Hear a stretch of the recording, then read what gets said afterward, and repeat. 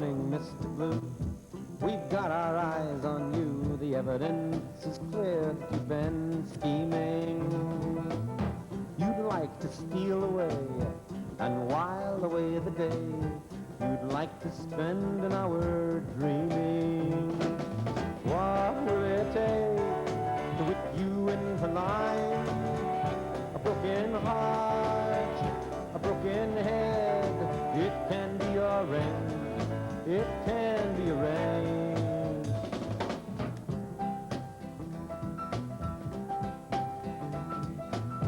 Step softly, Mr. Blue. We know what's best for you, and we know where your precious dreams will take you. You've got a slot to fill, and fill that slot you will. You'll learn to love it, or we'll break you. What will it take to whip you into line? A broken heart, a broken head. It can be arranged. It can be arranged.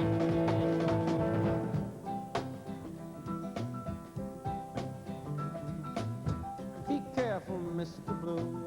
This stage you're going through can lead you nowhere else but to disaster. Excuse us while we grin. You've worn our patience thin. It's time we showed you who's your master. Don't worry, Mr. Blue. We'll take good care of you. Just think of it as sense and not surrender. But never think again that you can think again, or you'll get something you'll remember. What will it take to whip you into line? A broken heart, a broken head. It can be arranged. It can be arranged.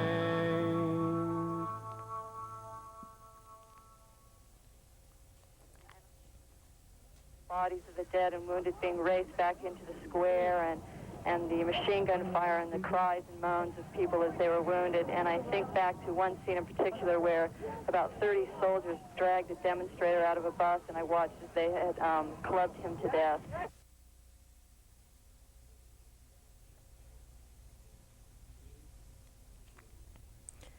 Good evening. I'm Jane Smiley, and this is Dead Air Live. Our show tonight concerns recent events in Tienanmen Square in Beijing and how those events continue to affect people's lives, not only in China, but also here in Boston. Our guests tonight include Edward Chang, who's an active member and leader of the Chinese American community in Boston. Long, a teacher at the University of Maine in Orono of both history and politics. Long perceives the struggle between the students and government officials in China in a different light than many of us who only gather information from news media here. And finally, our two guests will be the two Chinese students, Gong Xiaoshai and Yang Yi, who've been studying at Harvard University in the last few months. Before I introduce our first guest, let's take a look at what some people in Harvard Square have to say about how events this summer in Beijing have affected their lives.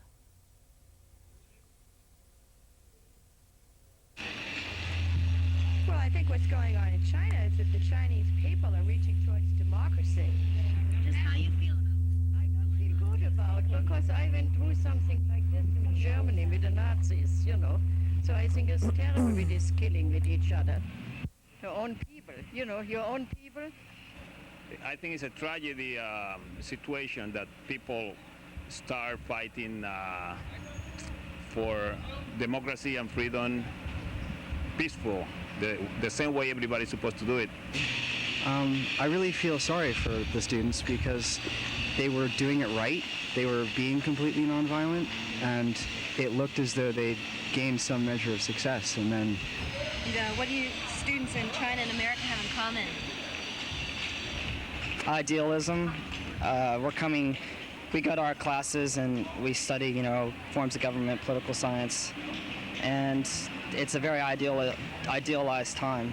And you want to put to test the ideals that you learn in the class, the theories that you use, and I think that's what the Chinese students were doing. Well, American students were shot in Ohio, right? American students have been on the line. Remember the Chicago Convention? That was my year. I was a 60s lady, right? We went on the line. We went out in the squares of this country and fought the police hand to hand. I think the Chinese students are just as capable of doing it as we are. Well, you know, I have a son who's in college at Santa Cruz. He was a freshman this year, and he was arrested in a protest over the homeless. So the county passed an ordinance which prevented people from sleeping in parks and distributing food. So he and his friends went down and slept in the park and distributed food. And my feeling was that if he had been a Chinese student, he would be dead now. You know, he has that same kind of idealism and maybe some kind of naivete. And maybe I was wrong just to call it naivete. It's idealism. Oh, a sense of idealism that things can be changed quickly. I don't think that that's the case. I think the energy that they've been demonstrating is something that I've missed seeing since I was a student in the Boston area years ago. I can see a lot of things they don't have in common, which are the students in China really were out there on the streets speaking their minds. And I don't see students in this country doing that nearly as much. They're much more complacent, and they're sitting back and letting things happen to them. And the students in China are really taking a part in shaping their country's history. How do you feel about the Chinese government's response to the students' demands? I don't think it's right to send a military to kill its own people, you know. I don't think it's right to like hunt the students down, you know, after it's all been over with, and to make examples of them, you know, to like scare the people into submission, you know. I just don't think any of it's right, you know. I think that's just really, like, dumb, like shooting yourself in the foot. Because that's really, I mean, just going out and telling an army to kill, like, everybody who's out on the street is just really stupid. You mean in terms of the violent backlash? Well, it's obviously deplorable. Well, I'm sorry that they felt that they had to be so strongly repressive and kill students. I really don't think it's necessary, but I assume they were frightened. And what do you think that the U.S. policy should be toward China? Respect. That's it.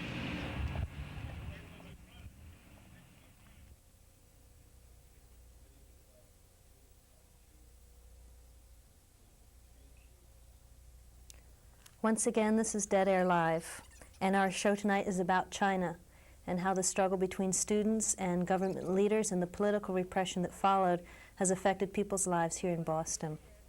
Our first guest is Edward Chang, who's an active member and one of the leaders of the American Chinese community here in Boston. Yes. How have events in China this summer affected the Chinese American community? Well, I think generally looking today, the Chinese community never been so united than before. You know, used to be we always have some group. You know, it's all for China mainland government, some for Taiwan government. Mm. But after Tiananmen Square, it seems everybody all united together, and we really feel so bad about the student and government doing those type very brutality type actions for a peaceful, very peaceful demonstration, which so we really feel bad about it. It seems to me that the people who had supported a Taiwan government or who had wanted a Taiwan government would not have been so shocked about events in China as those who had supported the communist government. Is that true? Well, it is true in a sense, but I think all the American Chinese have been very, very shocked because the last 10 years the mainland government really doing very well, and we are looking forward to see the country being improved. Most of us are American already, but looking at our homeland, we still like to see the people living standard be improved and have some freedom. But this type of thing, it is shock to every one of us. Maybe the degree is a little bit different, but every one of us is very shocked. Do you still have family in China? Yeah, I do have family. Our family is a very large family, so we still have uncles and cousins living in China mainland. Was there fear before the government response to the peaceful demonstrations? Was there fear about what might happen to the students? Well, we always, afraid that there will be something happen, but we never think about this way. Okay, generally, they may, most of the case in the past, if demonstrations, they always send the police and trying to break up the demonstration, those type of things, but never see use tank and use heavy artillery to treat students who don't have weapons.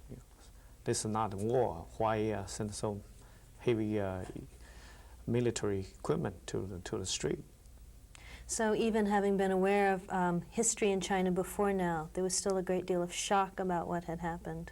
That's true. Yeah. That's true. You talk about divisions in the Chinese American community before Tiananmen Square. Are there still divisions about how to deal with the tragedy now that it's happened? Well, anything, everybody have their own idea how to dealing with, but right now is the community really trying to get together to help the student, the victim, and even help the student, our scholars in this country. Right now, I think a major part of them would have a difficult to return back to the homeland at the present time if the government not change their attitude. What do you see as the single most important thing that the Chinese American community here can do? Well, I think right now is we really, to China mainland victim, we cannot do too much about it because today you cannot send the money, you cannot do any really send any equipment or anything into to those who are really being hurt now, to the student body or anything like that. But I think right now is what we should do is donate some money and also put up our effort trying to educate other Chinese, even prepare some lecture equipment. Someday we should keep this history straight. And I think, based on what I understand in China mainland, as a major part of the population in China mainland doesn't really realize what's going on because the government control the news and control all the papers. So recording this history or keeping this account of what has happened, that the government's not being allowed to be broadcast, that's not something for the people who are in China now. That's true, but I think eventually, they have to open up, let outside Chinese go seeing, American Chinese, the tourists can go seeing. I think looking back the student demonstration, it probably also affected by the last couple of years. The Taiwan government opened up the door and let lots of, the Chinese in Taiwan went back to China mainland to visit their relatives. So when both sides compare how their living standards, and definitely I think that's part of the reason why this demonstration started. And I think eventually, if you have lots of people goes back, and they always, word of the mouth can tell people what's going on. Yeah. How has these events in Beijing this summer affected, in your opinion, how most Americans see China and Chinese in America? Well, it's difficult to say. Chinese people are very peaceful people, and the most thing really I feel awkward is, you know, the government just killed so many people and then turn around and said no, nobody being hurt. That's, you never see any Chinese government ever do that. So some of us original come from China feel a little bit, feel kind of, you know, awkward to have our native government lie to the world, right in front, you know, the fact. So it do affect the Chinese community a lot. What were some of the things that the Chinese American community politically were working on before this happened? Well, politically, Chinese community before this really not much of a political fight or argument. We all like to see our homeland become stronger, the country become stronger, and still people can live in better. So we really like to see the type of living standard Taiwan have can be translated into the whole China mainland. And so lots of us went back to give lectures, and we buy our own ticket because the country is in a financially in poor shape, and when we can afford it, we always go back. You know, like back to China. Yeah, back to China mainland to give lectures and trying to help them in develop economics, develop other things, high tech, or even some of the, you know, how to dealing with outside. China mainland haven't dealing with outside for 30 years. Sometimes they don't even know how to write a contract between the countries or between a company. So do you think that the government will look at those steps that you had been making and that they had been welcoming as a mistake? I'm not quite sure how it is. A dictatorship is very difficult to predict.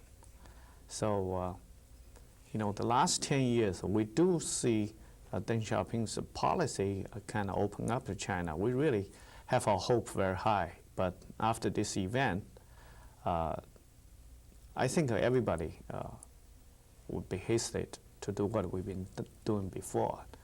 And we don't mind to help the people, but we would really hesitate to help the government. It sounds like Deng Xiaoping and other leaders were trying to separate economic reform, which it sounds like they were welcoming, at least by allowing you to come back, from political reform. Well, you cannot really separate in a society. You cannot really separate economic reform with political reform. Take a look at Russia today. Okay, they would have some demonstration too. That's because economic reform started. When economic reform started, if you cannot treat everything very equally, there always is some complaints and some reform have to go into the political portion of it, especially when if the government is corrupted, then the people would have to voice it. So who would be the first one? Definitely those who have knowledge. So the student, the scholar, be the first one have to complain it. So. What other things are happening here in support of the students? There's been the memorial rally. There's been the Long March last weekend. Are there other things being planned? Well, we've been, since May 5th, the Chinese community have several meetings. We're trying to set up a fund for supporting this democracy. And we have a May 4th Foundation set up. In the May 4th Foundation, we have two fundings set it up. One's called China Relief Fund, which is after the June 3rd, June 4th event. The China Relief Fund is going to be used only in the future to help those victims' families. But the May 4th Foundation Fund would provide some educations or help the Chinese student in this country right now. So the community do set up, we have lots of meetings and trying to set up that help the students set up. We have lots of fundraising event. Almost every group have fundraising event. Then they try, eventually they're going to transfer all the fund to this two fund which we will set it up. So it sounds like a balance between education that your group is working on? That's true. Right now, I was fortunate being elected as the chair to chair the China Relief Fund, as the chair of the trustee, to make sure the fund be spent correctly. We have an address here for people who would like more information about, well, what you all can do, or ways that you all can help for the China, what's been happening in China, and people who desperately need our help, both in organizing here and what could be done for families in China. And we'll go to that tape. Once I get in there,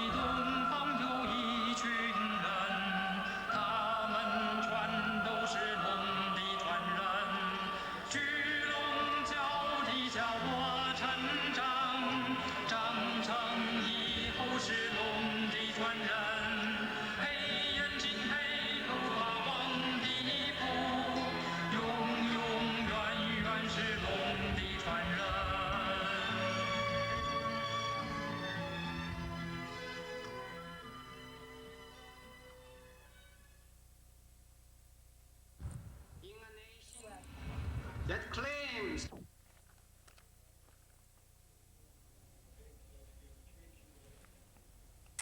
This is Dead Air Live, and our second guest tonight is Professor Long, author of several books on the history of U.S. involvement in Vietnam, scholar of Asian history and politics, and a teacher at the University of Maine. Hello. Yeah. From your perspective as a historian and someone who's followed China politics before events that have happened this summer, which is when many of us first tuned in, why did the Chinese government come down so swiftly and so violently on such a peaceful demonstration? I don't think they came down so swiftly after all, but I knew that they were going to come down on the students as early as April. I told many students of mine at the University of Maine, I told many policymakers in Washington, D.C., who I meet with them on a monthly basis, that the repression were going to come. And they said, no. They said Li Peng was going to be kicked out, Deng Xiaoping was going to get kicked out. I said, no. You know, Deng Xiaoping has been a very ruthless person. He has carried out repression before many times. He killed many people, the first time in 1957. After that, many other times, he was going to carry out this repression. But, you know, I mean, they waited for the right opportunity to do it. Why didn't people warn the students? Why didn't other people who were giving advice to the students or leading them make them aware of what had been going on in Chinese history? You know, this is something that, you know, we don't know yet, but I think the students were used, if not to say they were caught in a gigantic power struggle. Let me backtrack a little bit. You know, for a long time, intellectuals in China have never been independent of the government. They have always been educated to be part of the government, to be officials. So, you know, usually any kind of struggle, you know, in the past, you know, was seen as a factional dispute. Of course, now you have students who are educated in the Western model, you see, and they protest, they ask for things not necessarily as part of any faction, But people like Zhao Ziyang, you know, and people who were his lieutenants, I think, were using the students, were leading the students on. But he was coming across as supporting the students. That's how he was touted in the American media. I think that was too late. I think May 9 was when he came out and talked to the students. At that time, he knew it was too late. He knew that, you know, most of the people on the Politburo had decided on, you know, repressing the students. And if you remember, he went out there crying. And I think what he was counting on was that somehow, you know, eventually Deng Xiaoping would be weakened. Maybe he would have a heart attack in a year or two, and that, you know, Zhao Ziyang would come back as a hero, you know. But then when Zhao Ziyang did that, you see, it gave more of a reason for Deng Xiaoping to move against students, you know, saying that, you know, this is part of a factional dispute. That's one thing. Do you think that Zhao Ziyang knew that he was putting the students on the line? I think he knew. But I think, you see, I mean, not just Zhao Ziyang now, I should not blame it on him alone. I think the Western press, you know, led the students on. The Western press, you know, itself has, you know, had two good experiences as far as was concerned, and that was the Philippines and Poland. You see, in both cases, the United States had tremendous leverage. In the term of the Philippines, the United States always controlled the government. Marcos was under U.S. control. And the people that were that the United States was going to replace Marcos with was under U.S. control. In the case of Poland, the Polish government is a very weak government. The Polish population here in the United States is a very powerful lobby. They were able to send money home. They were able to get all kinds of government to help. But in the case of China, China is a gigantic country. The Chinese party itself has 47 million people. You see, so this is a case of protecting the party against a handful of students, and you could see that they were going to move against students. And in that case, it was not very different from repression elsewhere. I mean, repression in, for example, South Korea, you know, and Deng Xiaoping, by the way, many times said that South Korea was his model. It's a model where you can carry out economic reform without political reform. You know, and the United States egged on South Korea. For years, South Korea were able to carry out repression, and the United States said nothing. Well, the United States is being forced to say something now, or possibly being forced to say something. How did, as I asked Ed Cheng earlier, how could Deng Xiaoping think that he could separate political reform and economic reform? It sounds like he was willing to make economic reforms, wanted to, but was not willing to make any political reforms. Well, how could he do that and not know that he would lose the support of Western countries? That was what I was just telling you. I mean, he saw the case of Korea, and he said, hey, look, Korea has been doing this, you know, for a long time, has been repressing students. United States says nothing about it. You know, people still trade with Korea. Look at us, China. This is a gigantic country. This is a big country. We have about $20 billion worth of trade with foreign countries every year. You know, those foreign countries need us more than even they need South Korea. So therefore, we can go out and do this kind of thing. But there's an added element to this, and that was this. From 1978 to 1979, up to about 2 years ago, the reform went too fast, really fast. The economy was overheated. About 100 million people were moved, you know, from the countryside, from the hinterland, to the urban areas, to the coastal area. This created tremendous problems, social problems, political problems, unemployment, plus the fact that because of the economic reform, the provinces are now getting very powerful, especially the rich provinces along the coastal area, and the central government lost its power vis-a-vis the provinces. So, you know, about 3 years ago, the government tried to retrench. Lost their power because of the economics that was happening with the economic advantage that the southern provinces had. Yes, also corruption. Corruption has a way of eating away the power of the party. So the corruption within the Communist Party. Within the Communist Party, especially along the coastal area. So people like Li Peng and his mentors, you see, fought against Deng Xiaoping. So 2.5 years ago, Deng Xiaoping decided, hey, that we should move a little back. And that was when Hu Yaobang was fired, you know. And then after Hu Yaobang was fired, you know, I mean, Li Peng became prime minister, and, you know, Hu Yaobang was prime minister? Is that what that is? No, Hu Yaobang was head of the Communist Party. Prime minister at the time was Zhao Ziyang. Zhao Ziyang was kicked upstairs, and Li Peng became the prime minister, who was actually the person to carry out the orders of the Communist Party. And so Zhao Ziyang decided that, hey, you know, Deng Xiaoping is now getting old, his power may be slipping, so let's test him out, let's do something. And so he wrote on the backs of the students, and I think that gave added reasons for Deng Xiaoping to move both against the students and against him. Well, what was the motivation of U.S. media for encouraging the students, egging them on? Well, you see, I mean, this was a big, you know, event. Many of my friends who are reporters, you know, in the different CBS News, ABC News, they thought this was the greatest event they had ever covered, you know, including, you know, the end of the Vietnam War. And they were very happy about it, standing, you know, in the middle of Tienanmen Square, looking as if they were playing God.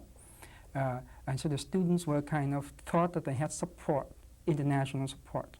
I think they should have retrenched during the first week of May. You see, retrenching, you know, for a little bit, gather your forces and fight again. Instead, you see, they went on, you know, and then when they were moved against, they made a series of other mistakes, like maybe they didn't do it, but some hooligans, according to the Chinese government, burned tanks. Remember, here in this country, at Kent State, students were killed. At Jackson State, American students were killed. What happened if students at that time decided to attack the guards' tanks and burn, you know, some of the tanks? The United States would have repressed the students, would have killed them. Or just consider Chicago. What happened if the students at Chicago suddenly kill a number of guards? You know, we are dealing with power here, you know, and when you deal with power, you have to be very careful. So you're saying that there is not that much difference in how the United States government would have responded? No, I'm not saying that. I'm saying that people in power has a way of trying to protect the power. In the case of the Chinese government, where you have very ruthless leaders like Deng Xiaoping, then you can see that, you know, normal things would be escalated, you know, many fold. Remember that Deng Xiaoping was a guy who supported Pol Pot, the Pol Pot regime, that killed 2 million Cambodians, right? And then, you know, he got the Pol Pot people to attack Vietnam. And when Vietnam, you know, decided it should defend itself, Deng Xiaoping went to this country, you know, in January of 1978, announced publicly that he was going to teach Vietnam a lesson, and then he invaded Vietnam, you know, killing thousands of others at the same time. This is a guy who is not afraid of using force, you know, and so you have to be strong with him. You should not encourage him. And the United States, in a way, encouraged him many times. And one of the times the United States encouraged him was when President Bush, in visiting China, invited Fang Lizhu, a very well-known intellectual, to have dinner with him. The Chinese government stopped Fang Lizhu from going to dinner. Bush should have protested, and protested strongly. He didn't, you know. And after that, he said, "Oh, my friend Deng Xiaoping, he's not a bad guy. He should, you know, he would not do this kind of thing."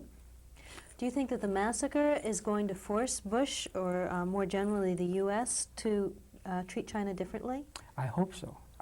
Not differently, but you see, equally with its treatment of other countries. The United States has been treating China with kid's gloves.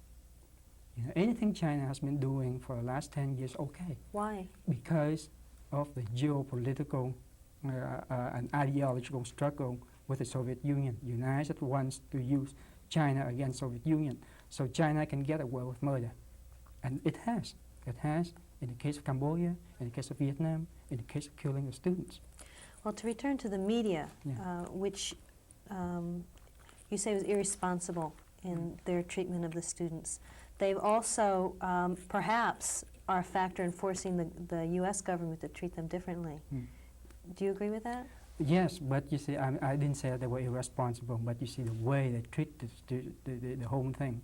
It was just like a carnival. It's like as if, you know, if you just appear on TV for one more week, then Deng Xiaoping would be gone, and that kind of thing. And students, were not that experienced in political struggle. They didn't know the balance of power in the world and that kind of thing. So they thought, hey, let's lengthen this thing for a little bit more.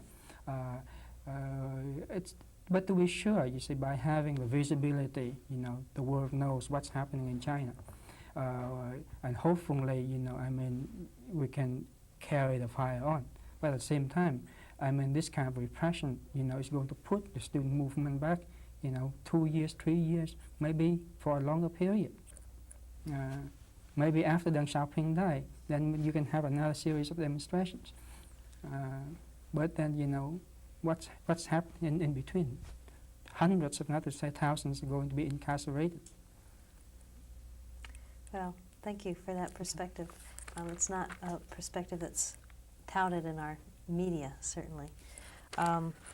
We have a tape of a rally that took place in Boston 2 weeks ago. It was a memorial service for many of the students who had been massacred in Tienanmen Square in Beijing.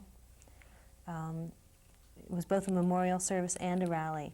And speaking at that rally were two students who will be our next guests, Kang Xiaoshai and Yang Yi.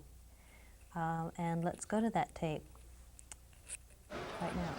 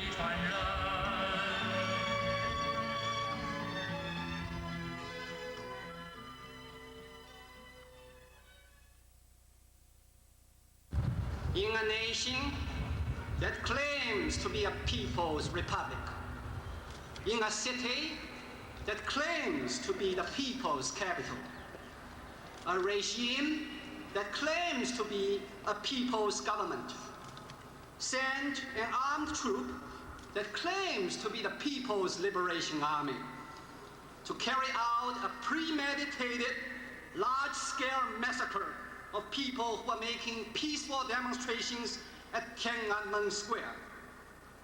According to an initial incomplete count, the number of innocent people slaughtered exceeds 4,000.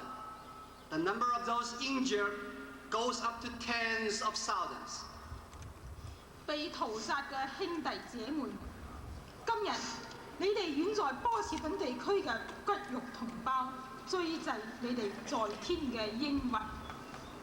Our brothers and sisters who were assassinated. Today, your flesh and blood compatriots, thousands of miles away from you in the Boston area, have gathered here to hold a memorial service for your heroic souls in heaven. But we still have much to do. We should tell the yellow people, white people, black people, red people all over the world how you were murdered. We shall let our descendants remember who gave the order, who carried out the order, at what time, at what place, what measures were used to kill you.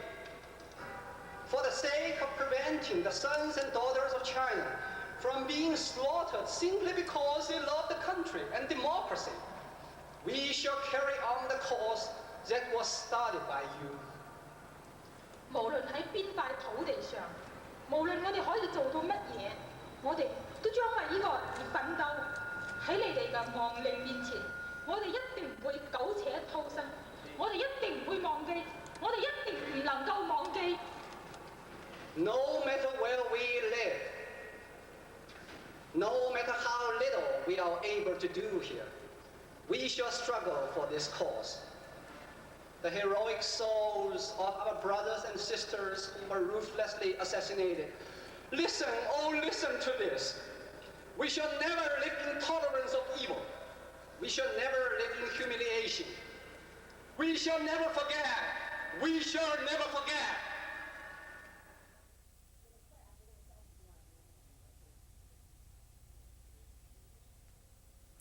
This is Dead Air Live in the final segment of our show. And we have two guests here from China, citizens of China who've been studying in the United States, both graduates from Harvard as of this June. Not? You're still a graduate. Still graduate. Gang Shashai is still a student. Yang Yi is a graduate this June. This is Yang Yi, Gang Shashai.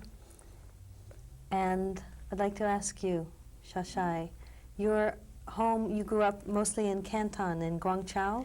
Yes, that's my hometown. And where's your family now? My family now is in Hangzhou.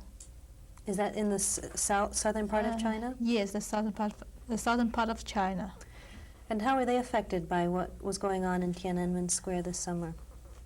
Oh, you mean my parents felt, they're so surprised, and both of them are party members, and they believe in the Communist Party so much before, but now they were so disappointed. Did they have access to news of what was going on in Tienanmen Square? No, not much. And I dare not to tell them from the United States because that must put them in danger. So you don't communicate to them about what you know has happened? No. And what kind of information do they give to you about what had happened this summer? No, I didn't call them. Oh, you haven't spoken to them since then? No. It must put them in danger, that's why. Does your activity in the United States now put you in danger? If I go back, yes. So that's one reason why I didn't call my parents. Would you be in danger if, are people aware of what you're doing here? Chinese officials aware of what you're doing here if you have no contact with your family? Yes, I believe so. So what are your plans? My personal plan, I used to plan to go back to China next year, to do my field work and to see what's happening there. But now, since what happened in Beijing, and after that, everybody felt just we got to do something for the Chinese people, and that's why we didn't think anything about our personal plan, and just went out and joined the demonstrations here and try to do something. But now I think no, I don't want to go back under the rule of this government. Yang Yi, you're from Shanghai. Yes. Is your family there? My parents both passed away, and I still have brothers and sisters living in Shanghai, and I haven't written them or called them for a long time because I really don't want to get them involved. That might get them into trouble.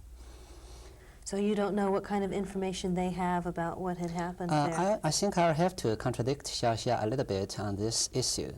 I don't think people are so isolated from the rest of the world, especially in large cities like Shanghai or even Hangzhou, as she mentioned.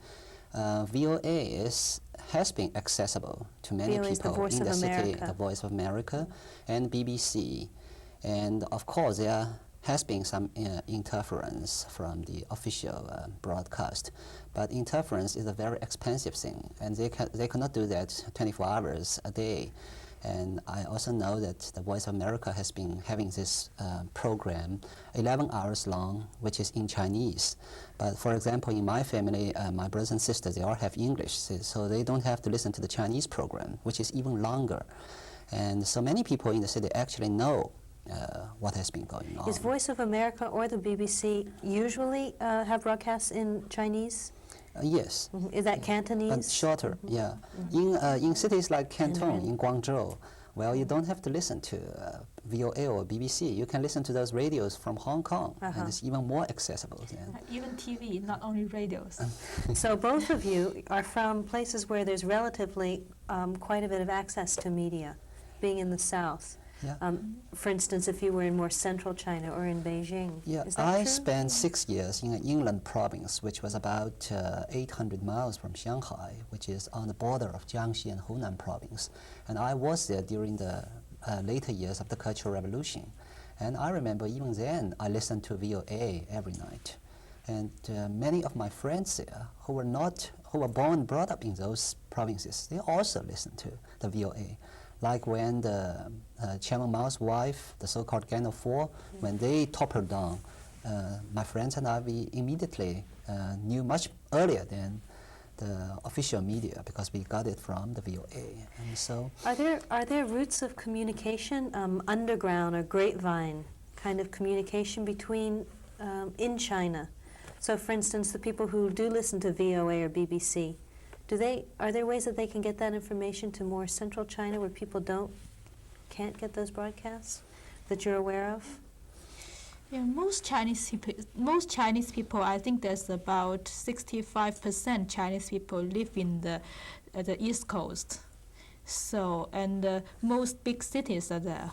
But to the information I got is that in central China, like in Xi'an, people know very little about what happened in Beijing, and that's why 2 student leaders were arrested in Xi'an. I see. Yeah, also a friend of mine who is in Harvard, and he got a letter from 2 of his boyhood friends, and they are both now lower-ranking officials in Anhui province, which is a very poor and backward province. And the letter was posted, of course, before the massacre, but it arrived here a few days ago. And they knew pretty well what was going on there, and they all supported the students' movement, or rather the people's movement. Are there networks to protect students? I know many of the student leaders are still in hiding. Or no, some I of don't them. think so. I would guess there is a possibility because even during the Cultural Revolution, like for example, I know a famous musician, he's a violinist, and he escaped through a kind of network in Canton. And so after escaped all out those of China. Yeah, escaped out of China. So But I think there should be some kind of But network. I think there's only some local network, but no, I don't think there's some national network. No, A local network like in Canton, not so difficult to get someone to protect you and to send you out of China, and that's possible. But in some strictly controlled place like in Hunan province, where I lived there for a few years, and no, that's very strictly controlled. You were also a student at the University of Beijing. Yes. And do you still have friends who are there? Oh, many friends. I studied there for 7 years. Through the Walker Center, they had communication with students in Beijing. Were you able to contact people that you knew and find out what was going on? A few days ago, 2 weeks ago, we can do that. We keep doing that for about 3 weeks. But after about June 10th, I stopped all the calls to China because it must put people in danger. And the last few calls I make to Peking University, and the people, some of my friends, they told me that the university have been vacuumed. Most people left the university because the army went in several times. Would there normally have been classes being held right now? No. Just nobody's there. Do you think that classes will be resumed in August?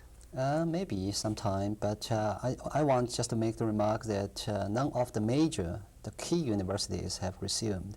All those reported of having resumed their classes are minor colleges and universities. None of the major universities like Beida or Fudan University in Shanghai, none of these have resumed their courses. So and University it will of take some Beijing, time. that also has not resumed? Yeah, that's the Beida, the Beijing University, known as Beida. And what can students do here?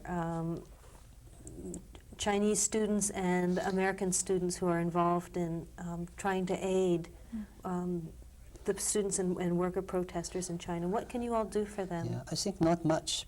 And as a phrase goes, so little done, so much to do. But still, I think we have something to do. We've got to do something for them, even though compared to what those students in Beijing did, it's so insignificant. For example, we are now pushing very hard to ask American people to call the congressmen, call the senators, and push the Bush administration into a stronger standing considering the Chinese situation. We think a package of economic sanctions to be carried out in coordination with Japan and European Economic Community and other industrialized powers is the only language that these dictators in Beijing might still understand. It is also, economic sanctions. But I'm not for comprehensive sanctions all the time, altogether. I think it should be carried out in the style of turning the screw. And it is also the only means to save hundreds and thousands of people who might face death sentence. And last but not least, it is also a means to lend some support to the reformers and the rational elements in the Chinese Communist Party and the government, so that they may, on its strength, recollect their force in a comeback. Are there still reformers in the Chinese government? Yes, there are, because the late party secretary Hu Yaobang, whose death initiated this students' movement, he used to work in the Communist Youth League. And during the 2 years when he was the party general secretary, he promoted quite a lot of his people onto provincial positions. And so, of course, they don't have too much influence in the army, which is why the hardliners are in absolute control now. But they have many people in the party and on a provincial level. To return for a moment to students who are here, many students there are two kinds of visas, if I'm right, that students have here. J visa and F visas. And the difference between an F visa and the J1 visa? The J visa, to the J visa, those students, first is the J visa holders, when they has to extend their visa every year. And also, the U.S. government and the Chinese government have an agreement that the J visa holders have to go back to China after they finish their study, go back to home 2 years home service. That's different. So, what is the difference between one of the groups that you have worked for is asking us to write legislators to ask senators to promote a bill that J1 students will be allowed to stay or be given an extended visa. Yeah, there's one bill. I forget where. There's one senator. There's a bill for what I forget. I think it's Congresswoman Pelosi, and she's really pushing very hard to have a blanket waiver of the so-called 2-year home country residence requirement. Which is a condition of all J1 holders. And J1 is basically exchange students, and F1 are students who come on the support of their relatives and things like that. I see. So there are many more J1 students than there are particularly F in some of the top universities, because the tuition is very high, and usually F1 holders, they couldn't afford to go to those universities. So most of those people at MIT and at Harvard, for example, are J1 holders. And also the Chinese government didn't allow those who graduate from the graduate school in China to apply for an F1 visa. So this bill would give students a choice about whether to return to China or to remain here. Yes. Do you think that many students would choose to go back to China? No. Not now. Not after this genocide. What about if they went back to China and were not politically active?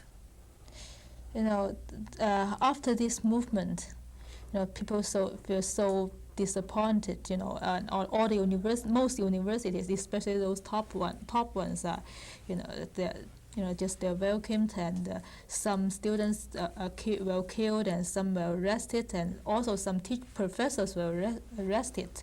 So people feel so disappointed. How can they continue their academic work in China? Mm-hmm.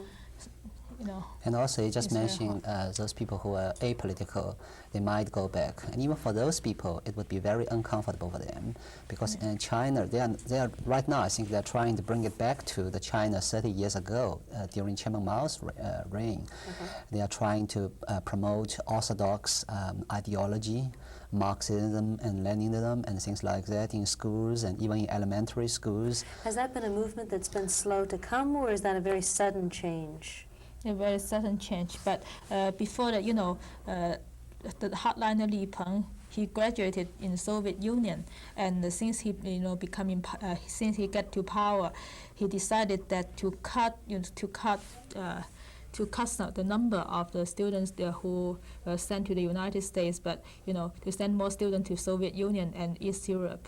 And also the students came back from the United States and also from the West Europe were treated quite bad in China.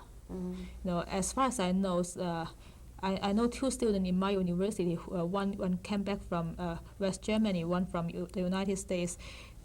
They just couldn't find a job for themselves. Yeah, it's not only that we would not like to go back. I think those hardliners, they would be suspicious of anyone going back from particularly the United States.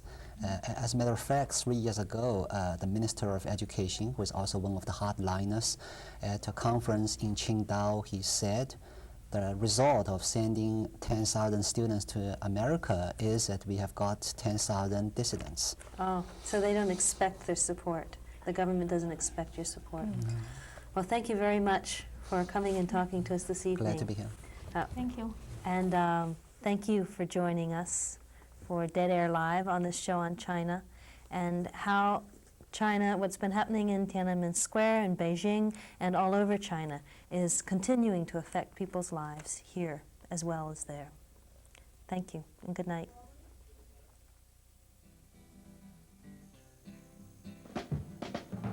Good morning, Mr. Blue. We've got our eyes on you. The evidence is clear. You've been scheming. You'd like to steal away and while away the day. You'd like to spend an hour dreaming. What will it take to whip you in the line? A broken heart, a broken head. It can be arranged. It can be arranged.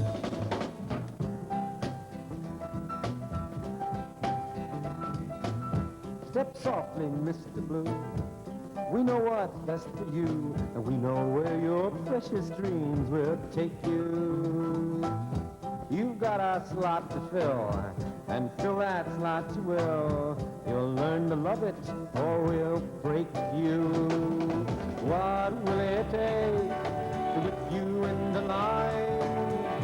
A broken heart, a broken head. It can be arranged. It can be arranged.